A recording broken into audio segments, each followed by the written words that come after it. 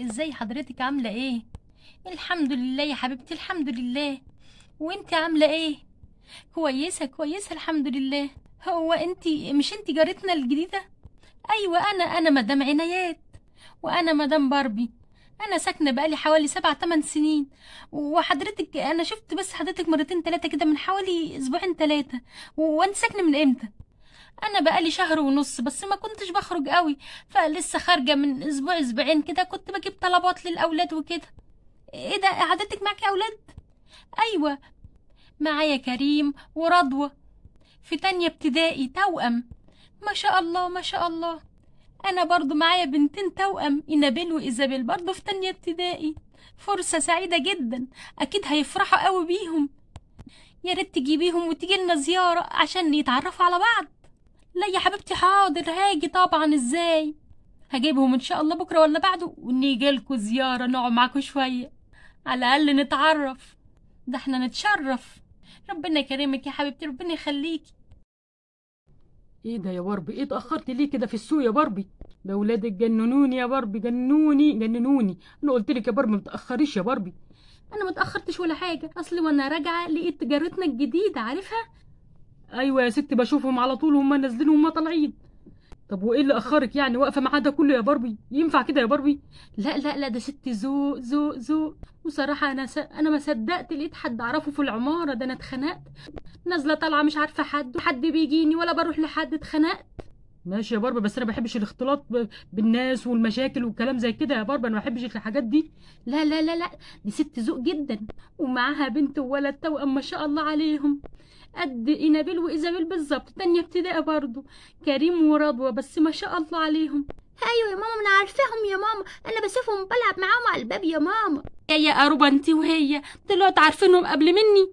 وانا بقول لمامتهم خليها تيجي زيارة هي وعيالها عشان يشوفوكوا ويلعبوا معاكوا. ما احنا عارفينهم يا ماما، بنلعب معاهم على طول يا ماما. وكمان يكن دخل علينا رمضان، على الاقل نلاقي حد يعزمه ويعزمنا، ونعلق زينة رمضان ونشتري حاجات رمضان مع بعض. ماشي يا ستي ماشي خلاص، مش مشكله، يلا. طالما انت بتقولي ناس كويسين خلاص خير وبركه ان شاء الله. بس يا ريت يا باربي ما تخشيش في الناس قوي يعني، ها، عشان ما تتخدعيش في الناس. لا لا لا، ده غير كل اللي اعرفهم، دي ست ذوق جدا. وكمان ممكن تجيب ولادها وتيجي بكرة ولا بعده زيارة لينا. هي نلعب معاهم، انا بحبهم خالص يا ماما. ايه ده ايه ده، ايه القرف ده اللي انتوا عاملينه ده؟ مش عامله حاجه، انا نايمه شويه يا ماما، وانا ما عملتش حاجه، هي اللي ضربتني بالمخده يا ماما وقعتها في الارض. كده ينفع؟ دي طنط عنايات وولادها زمانهم جايين، حرام عليكم. انتوا دايما كده مهملين، ده ولادها احسن منكم. لا يا ماما انا احسن، لا يا ماما انا كمان احسن.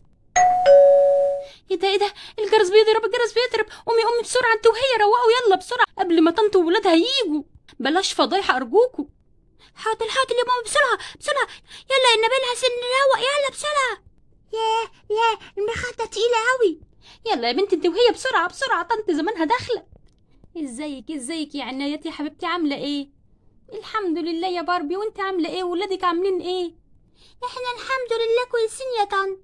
يا خلاص، ده جمال خالص. ربنا يخليهم لك يا باربي، ويخلي لك ولادك يا عنايات، ما شاء الله مقطقطين خالص. اوي يا رضوى، شق عليك بقى يا رضوى.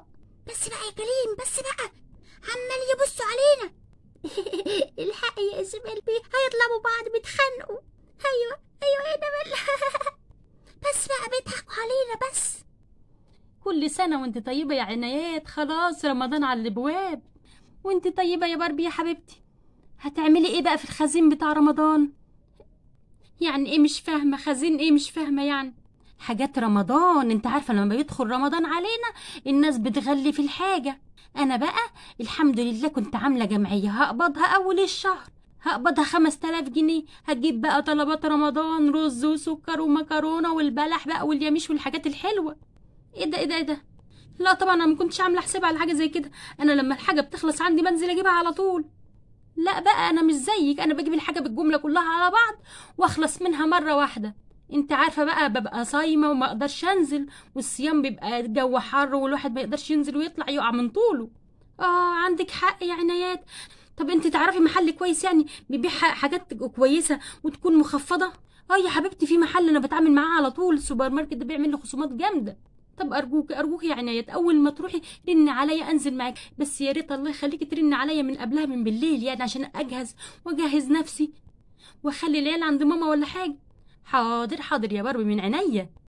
تأذن انا بقى يا باربي عشان بس الحق فؤاد قبل ما يجي. قصدك يعني استاذ فؤاد جوزك؟ ايوه يا باربي، بيجي من شغله الساعه 4:30 تظبطي عليه الساعه، والساعه دلوقتي بقت 5، خايفه لا يزعقلي.